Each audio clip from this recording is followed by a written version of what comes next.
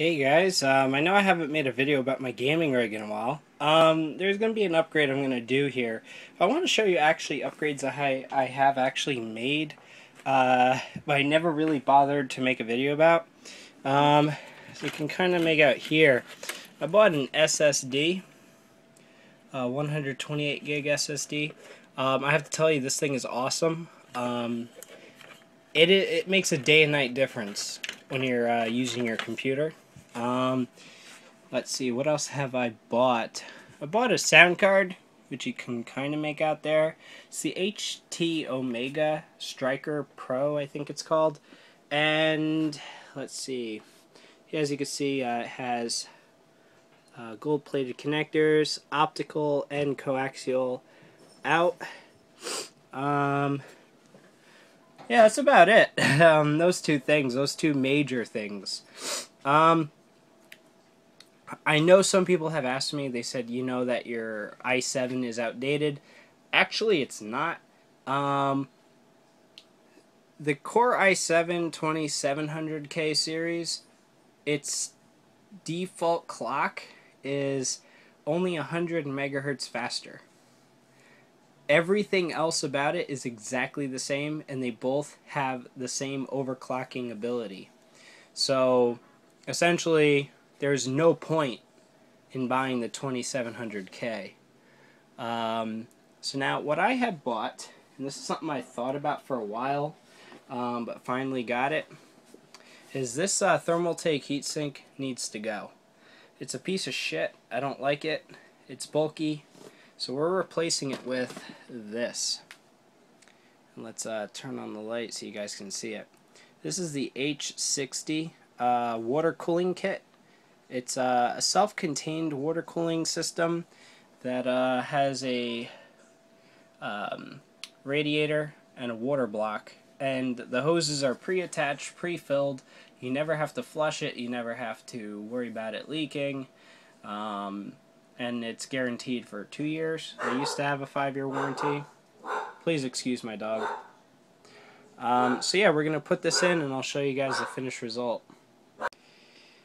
Okay guys, well it should be done now. As you can see, this is the finished product. Has these two hoses. They're very stiff, I have to say, and they're held on pretty well. This is the heatsink. I used the stock fan that came with the case because I do notice that it's very quiet. I'm not using the provided fan, which technically I could use. I could just throw it here and sandwich it, give it a little more airflow. I can essentially do that, but I'm not going to do that unless I really find any decent results. The whole unit is powered by this one power cable. What's great is it's very small. I did try it out prior to hooking it up to this thing. I put it on my work computer.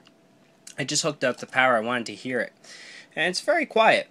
You could definitely hear that there's a little, I would say, fan or whatever that circulates the liquid.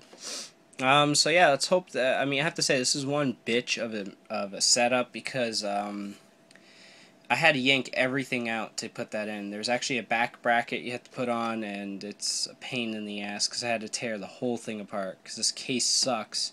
There's no cutout in the back. On my work computer, there actually is a cutout in the back, which is ironic because the case for that cost significantly less than this case. So I know my fan here works. It's gonna, I directed it this way where it's gonna actually suck the air through and blow it out the back. I think that would be better.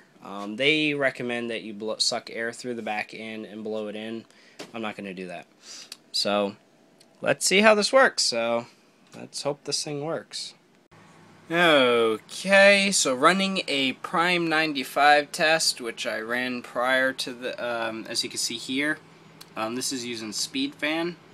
I have to say I'm actually really impressed. The numbers are actually pretty good. As you can see, it started out really low. The second I turned on Prime 95, interestingly enough, one core just stayed significantly lower in temp than the others. I don't know why. But, yeah, they basically hit a high, I think the highest point I saw was about 65, 67 or so, around that. The second I turn it off, it drops and then slowly goes down. But the current temperatures, as you can see here, the core 0, 1, 2, and 3, those are the 4 cores, 37, 39, 40, 42. Yeah, and there's my graphics cards, the dual GPUs, 33 and 31. They're really cool. I really like this. There's one thing I do notice, though. Here's the setup, and let me put it on there. I definitely felt heat blowing out of the back. Now it's blowing out cooler air. But, you know, I really think it's a great thing. I mean, I kind of hear the fucking thing. It's not that annoying. I mean, I just can hear it. But I'm pretty sure I'll learn to ignore it over time. But yeah, I definitely highly recommend this if you're going to build a gaming rig. Unless you really want to go all out and do a do-it-yourself kind of water cooling kit, which I really just don't have the time for. My case does have the holes up in the back for the hoses and stuff. So, you know. But yeah, this is it, guys.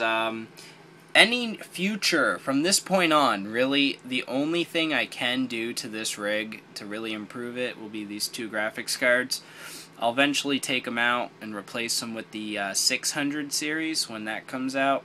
I never buy every generation. I always skip a generation when it comes to graphics cards. You tend to notice a bigger leap in performance that way.